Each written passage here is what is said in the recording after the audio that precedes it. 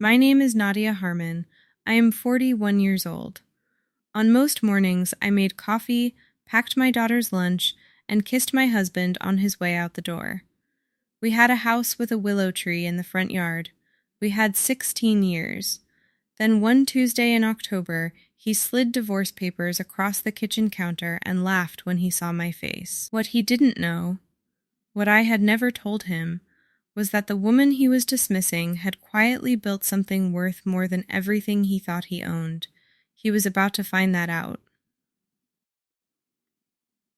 In a courtroom. In front of a judge. And there wasn't a single thing he could do about it. If any part of this already feels familiar, hit like and subscribe, because this community is built for exactly this story. Where are you watching from? Drop your city in the comments. Now let me take you back to the beginning of all of this. Marcus Harmon was the kind of man who needed the room to know he'd arrived.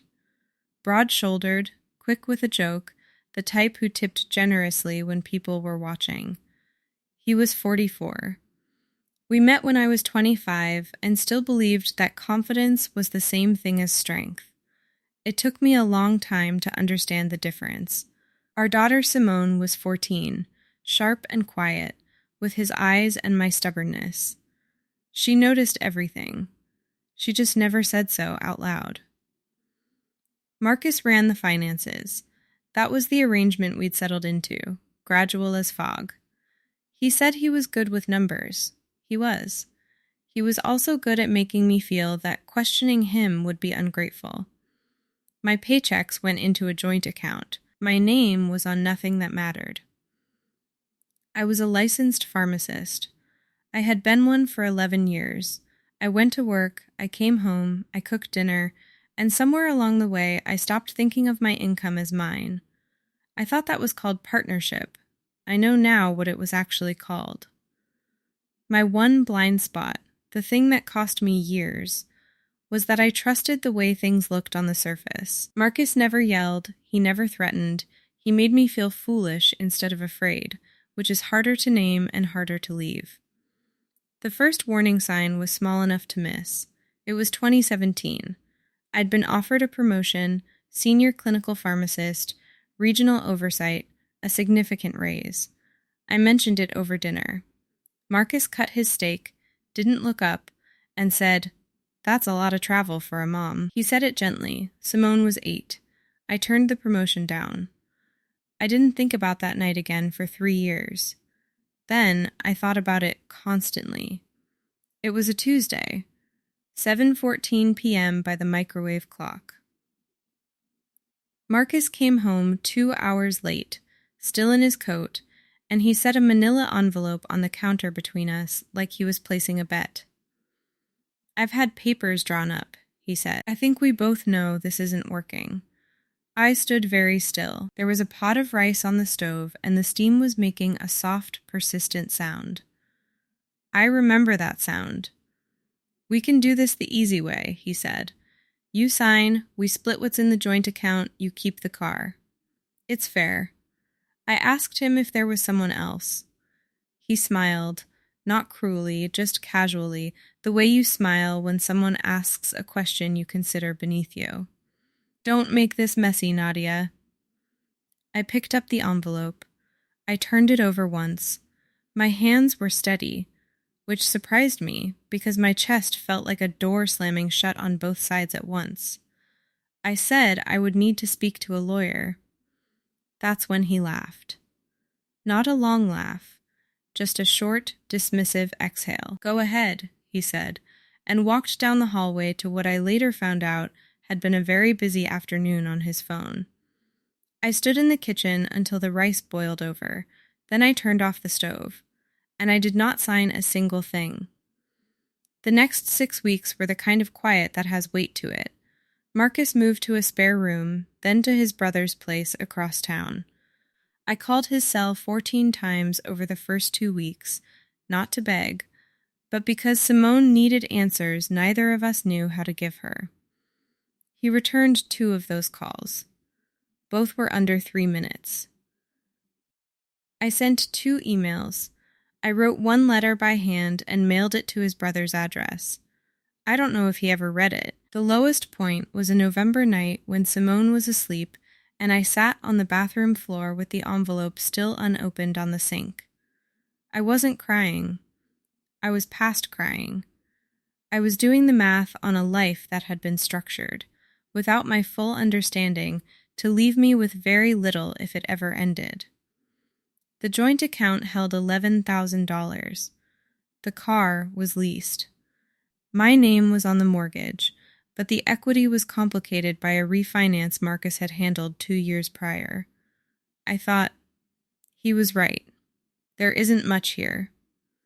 That thought lasted about 45 seconds. Then something in me went very flat and very clear, the way a room looks after a storm when the light comes back in. The next morning I called Renee Okafor.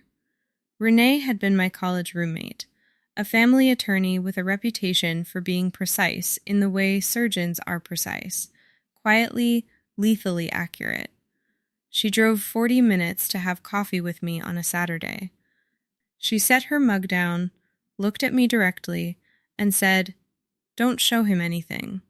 Don't tell him anything. And bring me every document you have ever signed." Renee was the one who found it, or rather, who helped me understand what I had already, unknowingly, built. 8 months passed. What Renee uncovered, and what I had genuinely not assembled in my own mind, was that for 9 years, in addition to my pharmacy salary, I had been depositing a portion of my income into an individual brokerage account my father had opened for me before he died. I had done it automatically, monthly. I had not thought of it as wealth building. I thought of it as savings. I had not thought of it as separate. I had not thought of it much at all. It was separate. It was in my name alone. And 9 years of consistent contributions plus reinvested dividends had grown it into something that made Renee go quiet for a long moment before she looked up and said, "Nadia." This changes things considerably. The account held just under $400,000. I had also, through my employer, through a benefit structure I had elected in paperwork I'd long forgotten signing, accrued a pension fund that vested fully at year 12. I was in year 13. Marcus had structured our life together assuming that I was the dependent variable. He had not done his homework. Neither had I, fully, but mine turned out better. I kept working. I collected Simone from school every afternoon. I did not tell Marcus or his attorney anything they did not specifically request, and I let Renee do the talking. Simone, one evening, looked at me across the dinner table and said, "You seem different." I asked her how. She thought about it and said, "Settled." At this point, Marcus's attorney has requested full financial disclosure. What do you think Marcus expected to find? Option A, he thought I had nothing. Option B, he thought I'd hidden something he could use against me. Drop it in the comments. Now here's what actually happened in that courtroom. The family court in our county is a beige building with fluorescent lighting that makes everyone look slightly unwell. It was a Friday morning in June. I wore a navy blazer over a white shirt. Nothing dramatic. Renee wore gray. We arrived 7 minutes early.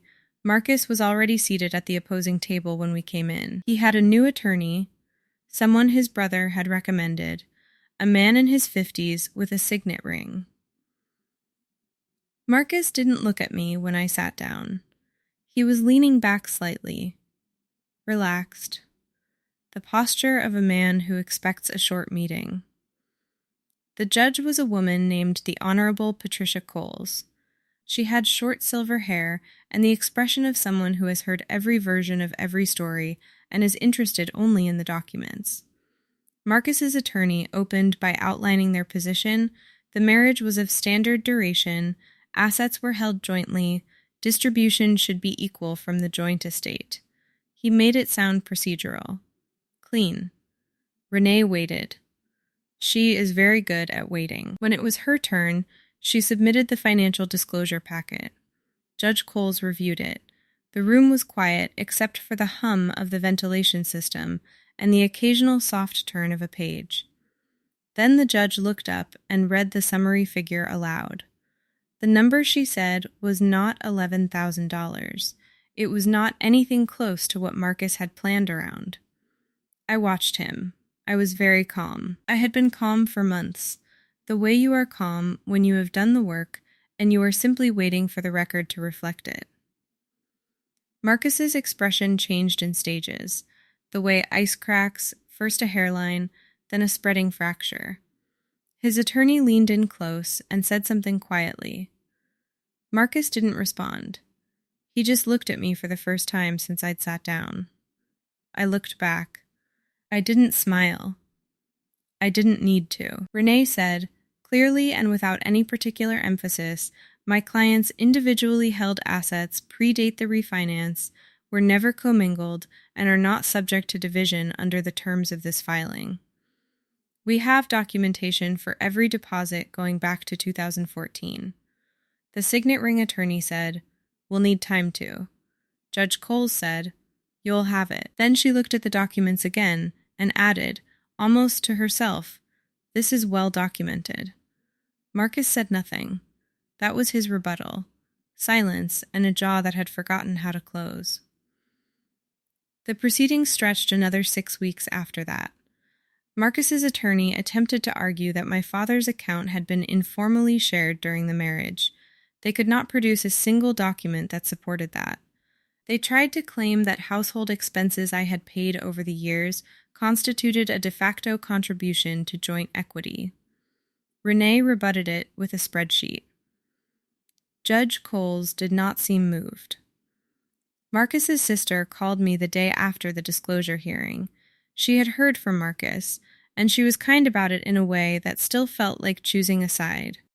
She said she hoped we could all get through this gracefully. I told her I intended to. His brother did not call. He had always been the more honest of the two.